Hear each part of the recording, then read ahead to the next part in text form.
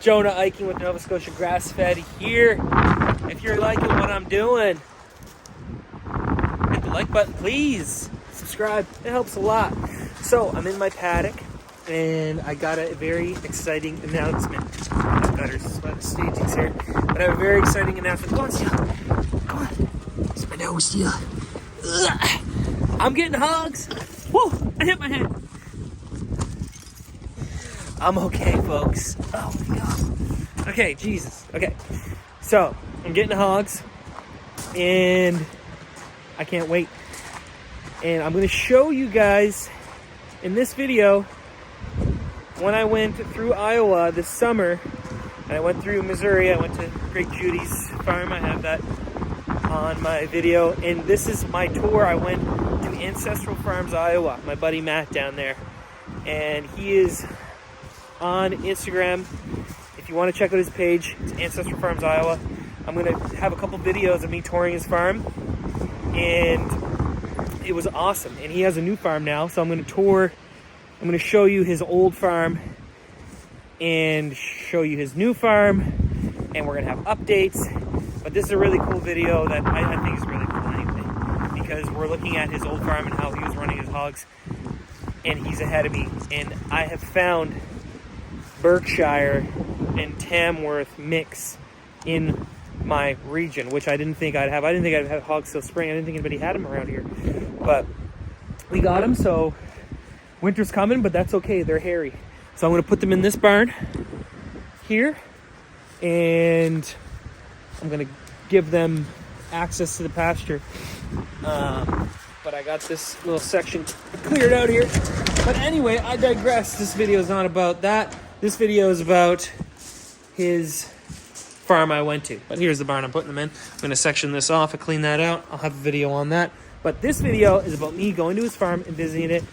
And some other farms I went to through Iowa is going to be my next few videos. And then he is going to FaceTime video me, and we're going to set up my farm here. So that's all coming down the pipeline.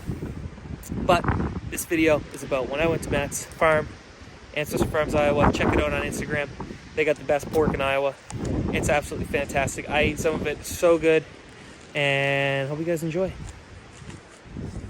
What do we got in here? It's a different mixture of oats, corn. There's a little bit of soy in there.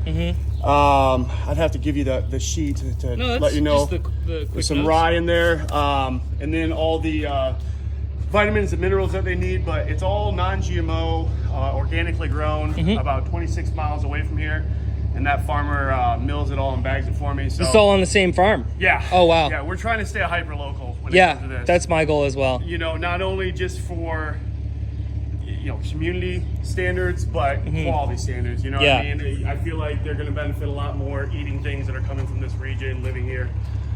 So yeah, we get this from Canfield Family Farm in Dunkerton, Iowa. Canfield Family Farm, Dunkerton, Iowa. That's where you get the good stuff. Hey, little wee-wees.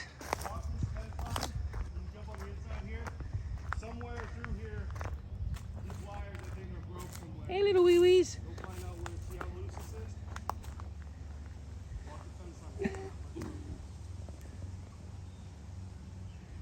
Hi. Oh, skeptical. Skeptical. There's a mama coming to check it out. What you doing, my little wee-wees? This is Madeline. She's going to be leaving. Oh, Madeline. Yeah, she's an underperformer. Oh. She had 2 chances. And I think I saw Madeline on some of your videos. yep, We talked about her.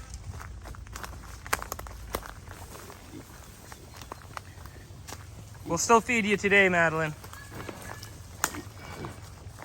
Okay. Madeline's going. So that's my that's one of my replacement boars right here. That's Rufio. So when's Rufio going to be able to do his duty? How old are they? August. August. He'll be ready to start. Well, I mean, August he'd be capable. It'll probably be more September, October. Yeah. Before he's able to reach. But he's a really fast grower, so we'll see scale of knowledge. That's little Rufio. What's that? That's little Rufio there. He's coming up. And his brother over here. Brother right here, Carl. He's the other replacement boar. Carl. So those two are brothers, and they came out of this gilt or this sow right here. That's great.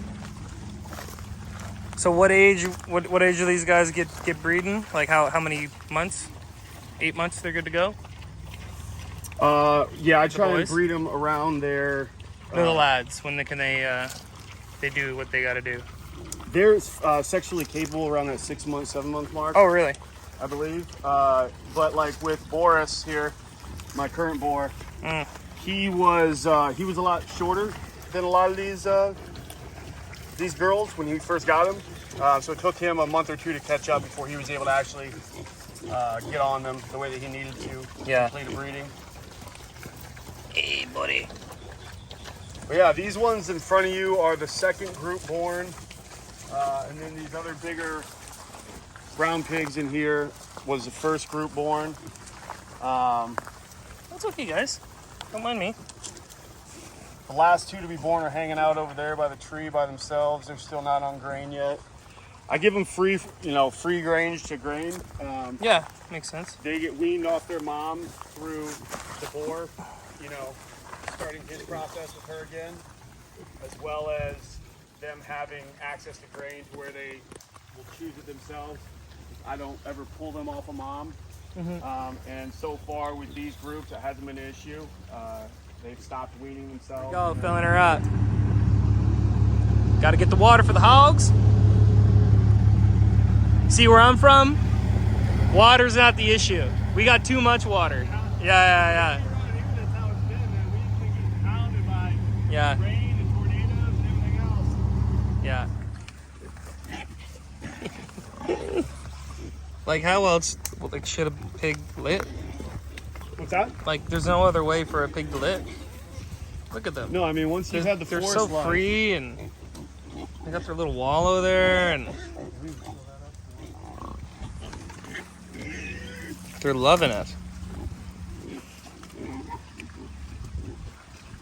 Make sure I get it all. So they've been on.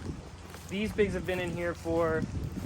I opened up this side about a month and a half, 2 months ago, and then prior to that, they just had access to that area. And how big is this paddock?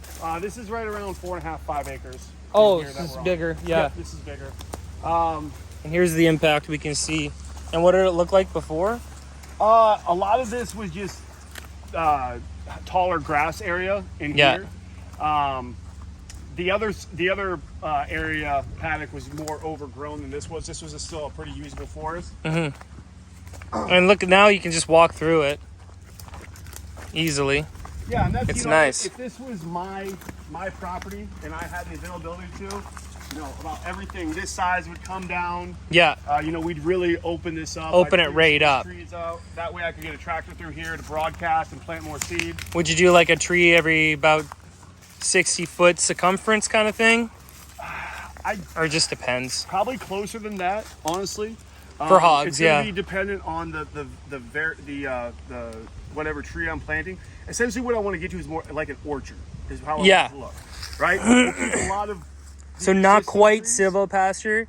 Well, like silvopasture plus. Silvopasture with plus. The spacing of an orchard because I want the canopy of an orchard without being too dense to where they're on top of each other. Yeah. So again, I have. Well, essentially, you are planting an orchard. Yep. Because you're getting in the trees we're talking about. The go through them again, just so like apple, persimmon, fig. The nut trees we had talked about, hazelnut, acorn, or walnut and oak. And persimmon's a fruit? Persimmon is a fruit, yeah. And they're kind of a cold tolerant, hardy. If it grows here, it'll grow where I am. Yeah, I mean, you're zone, what, 6? Probably the same as yours, I'd say. Zone 5 up here, I'll be zone 4 down there. Yeah. But yeah, I mean, the biggest thing when you're planting is just making sure that you can get, seeding equipment back through it. So you want spacing for your equipment. You want spacing so you have adequate grazing area. And again, these are things that I'm still figuring out and learning. That Trees for Grazers book has been huge. And you're also thinking long haul, like if you plant a persimmon tree, that might not give you persimmon fruit for 5 years. Yeah, that's kind of or whatever, but you're thinking this is it, right? And that's where my head's at too. I want to think 10 years down the line when I'm starting up what I'm doing. Yeah, I mean, like I probably won't see returns on that for 5-6 years. Yeah. But like in his lifetime, yeah, you know, that's when it'll get really interesting when those trees have a large amount of time to mature and can really get to that size where they're producing a good amount of food for these guys. That's a beautiful sight. And that concludes part 1 of touring Ancestral Farms, Iowa. Don't forget to like and subscribe if you're liking this, guys. And don't forget to check out Ancestral Farms, Iowa on Instagram. They are selling the best pork out there. This is just a nice video of them playing with their father, Boris. Can't wait to see the next ones.